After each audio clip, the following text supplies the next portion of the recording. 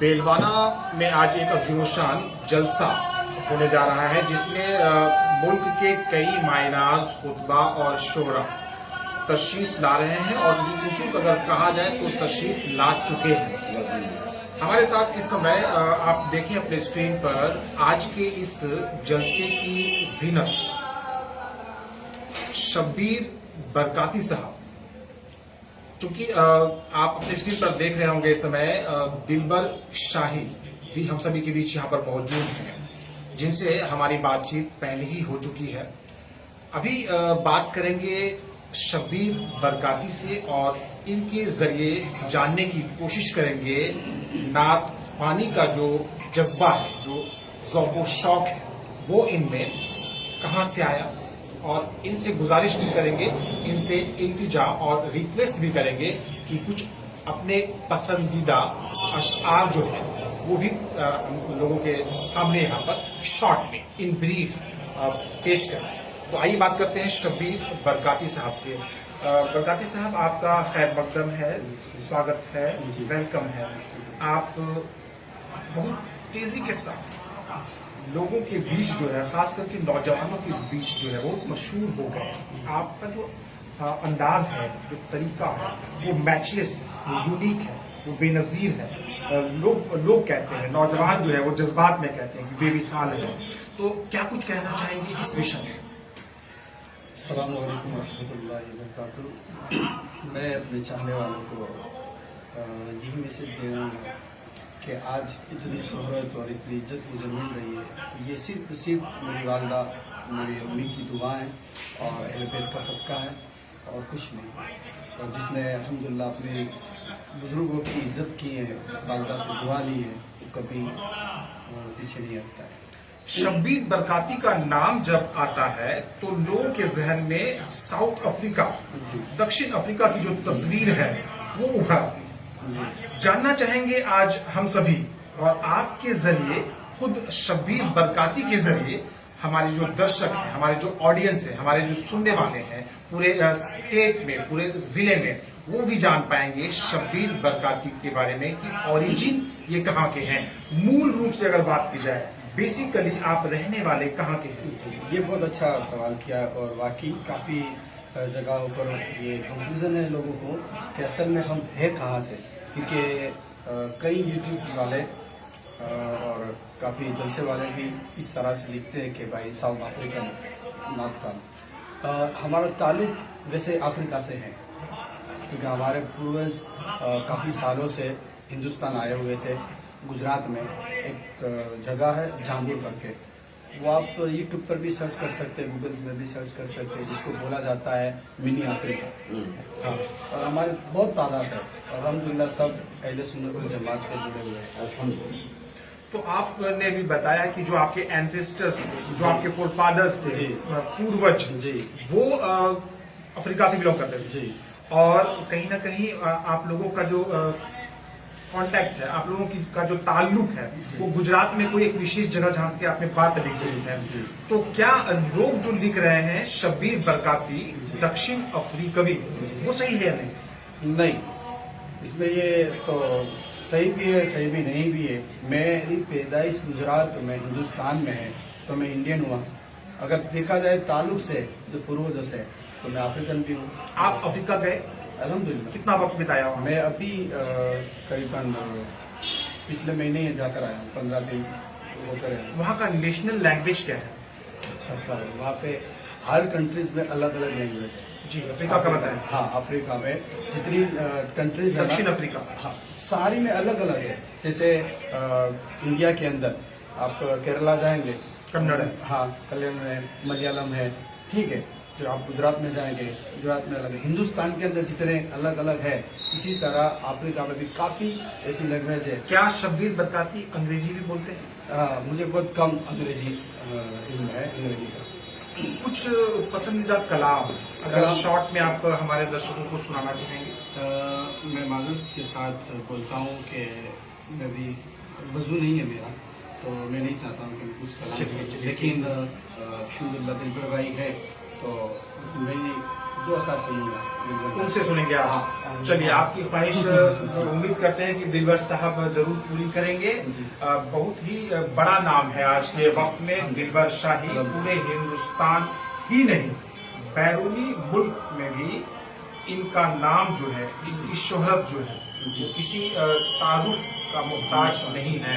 एक तो बात बताए हम आपको, जी, दिलबर भाई को अल्हम्दुलिल्लाह मैं बचपन से सुनता हूँ। जब ये दौर नहीं था सोशल मीडिया का, अच्छा, अच्छा। हाँ, उस टाइम से दिलबर भाई और दिलबर भाई को मैं काफी सालों से फॉलो कर रहे हैं। अल्हम्दुलिल्लाह। क्या आप इनके फैन हैं? मैं फैन भी हूँ और मैं उस्ताद भी मानता हूँ कि हिंदुस्तान के बड़े तो ये एक बड़ी जानकारी आपको मैं देना चाहूंगा बीच में ही कि शब्बीर बरकाती जो है, ये फैन है, ये प्रशंसक हैं, ये रोल मॉडल मान के चल रहे हैं दिलबर शाही को। और इन्होंने कहा है इस चीज को कि दिलबर शाही की नात को बचपन से इन्होंने सीखा है, उनको फॉलो किया है, उनका अनुसरण किया है। और इनके जो आइडियल, वो इनके बगल में बैठे हुए, जैसा कि आप स्क्रीन पर देख रहे हो। और इन्होंने उनसे गुजारिश भी की है कुछ पेश करने का। अच्छा, तो आइए गुजारिश हम लोग भी कर लेते हैं दिलबर शाही साहब से।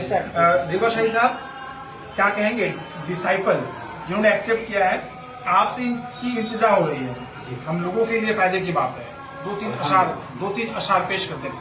मैं पेश कर दूंगा। मैं अभी जैसे आपको मैंने बताया ना कि लोग इस वक्त चाहे जिस जमाने में रहें, मगर एजुकेशन के मामले में मुसलमान सबसे पीछे है। तो मेरी गुजारिश बिलखुसूस हमारे मुस्लिम भाइयों से कि एजुकेशन की तरफ मुकम्मल तौर से ध्यान देना चाहिए और मदारिस इस्लामिया की तरफ मुकम्मल तौर से ध्यान देना चाहिए। क्योंकि और लोग हैं जो मदारिस इस्लामिया की तरफ ध्यान दिए हुए हैं, गैर लोग, यूं कह लीजिए कि गैर लोग मदारिस इस्लामिया की तरफ ध्यान दिए हुए। किस वजह से? कि मदरसा दहशतगर्दी का अड्डा होता है, मदरसे में दहशतगर्द पैदा होते हैं। जो ये कहते हैं, मैं उन्हें आपके चैनल से दावत देता हूं और कहता हूं कि आओ कभी और आ करके देखो मदारिस इस्लामिया में क्या क्या होता है और कैसे कैसे पढ़ाए जाते हैं, कैसे कैसे सूखी रोटी खा करके एक आलिम बनते हैं, एक फाजिल बनते हैं, मुफ्ती बनते हैं। तो मैं उन लोगों को कहूँगा कि जो लोग दहशतगर्द कहते हैं, कभी जानकारी में नहीं, भूले से भी किसी को जानकारी न दे, चुपके से आप मदारिस इस्लामिया में पहुंच जाए। मेरा यकीन है कि एक फटाका नहीं मिलने जा रहा, क्योंकि वहाँ हमारे शरीयत में हराम है फटाका, तो हम क्यों ऐसा काम करने जाएं। मैं इस हवाले से 1-2 शेर पढ़ देता हूँ।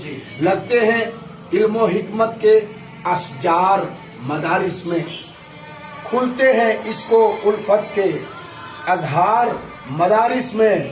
कुरान की तिलावत शामो सहर जब तलबा करते हैं, सुनकर होता है दिल का चमन जोबार मदारिस में। और दावत दूं जो दहशत गर्दी का अड्डा इनको बताते हैं, जो दहशत गर्दी का अड्डा इनको बताते हैं, वो देश का दुश्मन आ जाए एक बार मदारिस में। क्या बात है, क्या बात है। तो हमारे साथ जुड़े थे हिंदुस्तान के 2 बहुत ही बड़े शायर। शब्बीर बरकाती इशारा कर रहे हैं कि एक और शायर हमारे बगल में बैठे हैं, जरा उनसे भी कुछ बात हो जाए, लाजमी है, जरूरी है। आइए कुछ बातें उनसे भी कर लेते हैं। आप देखिए, आज हमारे साथ एक और खास मेहमान जुड़ रहे हैं। क्या नाम है आपका? मोहम्मद फारूक बरकाती है, ये भी एक शायर है। आइए बात करते हैं, कब से शायरी का ये जो काम है वो चल रहा है? 10 साल के कम उम्र से। हिंदुस्तान के सूबों की अगर बात की जाए तो कौन कौन से सूबों में आप अब तक जाकर नात पढ़ चुके हैं? माशाअल्लाह, पूरे हिंदुस्तान के हर खित्ते में इन्होंने नात पढ़ी है। बहुत ही अच्छी बात है। आज क्या कुछ खास दिमाग में चल रहा है? आज क्या पेश करेंगे? बेलवाना, किसरी, गिरिडीह, में आपकी आमद हुई। जी माशाअल्लाह, ये बड़ी मेरी खुशनसीबी है कि इस इलाके के अंदर मेरी पहली हाजिरी हो रही है और अल्लाह ताला से दुआ है कि इसी तरह जिस तरह उन लोगों ने मोहब्बत की इसी तरह हमारे मुल्क में भी उन्हें भी ऐसा मोहब्बत की। चलिए उम्मीद करते हैं कि आपकी जो पहली हाजिरी हो रही ये एक मिसाल बनेगा, कामयाब होंगे आप। इंशाअल्लाह जो नौजवान हैं हमारे, जो लोग हैं आज जलसे में आपको सुनेंगे, उनके दिलों में आपकी एक जगह बन जाएगी। उम्मीद करते हैं। हमारे साथ हिंदुस्तान के कई बड़े शोरा जुड़े थे, बिलखुसूस दिलबर शाही, शब्बीर बरकाती और भी हमारे एक भाई जुड़े थे जो आज जलसे में तशरीफ लाए हैं बेलवाना तिसरी गिरिडीह में। आज का जो दिन है वो बहुत ही खास होने जा रहा है। बड़ा बड़ा नाम कई देश का जो है यहाँ पर तशरीफ फरमा है। आइए बेलवाना, आपसे बस कुछ ही देर के बाद जलसा जो है वो शुरू होने जा रहा है। शुक्रिया।